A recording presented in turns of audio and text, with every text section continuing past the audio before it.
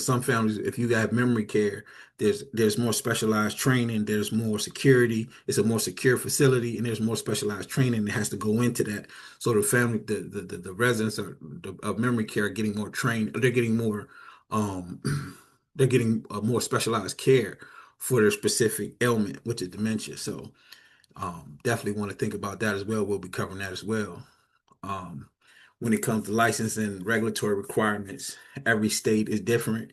It varies by location, and we're going to be researching local laws.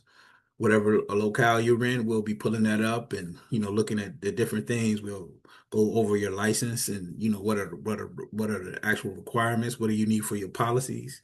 Um, when it comes to compliance, health and safety standards, and staff qualifications, there are quite a bit of qualifications, especially for the manager and the alternative manager.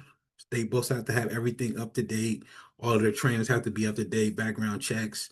And there's quite a bit of training that they do have to take. Dementia trainers, as we were talking before, even if it's not going to be a memory care facility, you still have to have a certain level of trainings as it concerns dementia, food and safety, fire, um, and all just a whole host of different standards and qualifications and trainings that you have to go through. So we have to definitely cover. We're going to definitely cover that as well.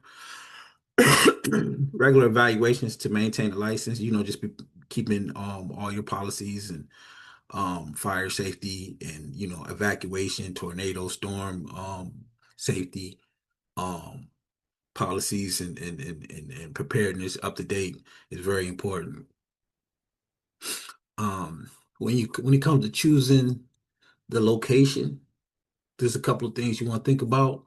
What I like to think about when I'm looking at a location, I like to think about obviously proximity to hospitals, community community centers, adult daycare centers, free stuff, free programs and stuff like that where the seniors can go, or the community wouldn't mind sending somebody over to your facility.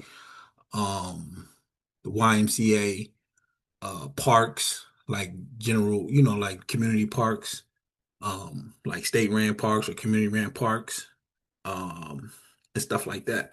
Because not only do you just, the health is important, obviously, the hospitals and things like that, but then also like what are some of the things that the community can offer the seniors as well, not just, for health and safety, but also entertainment, engagement and stuff like that.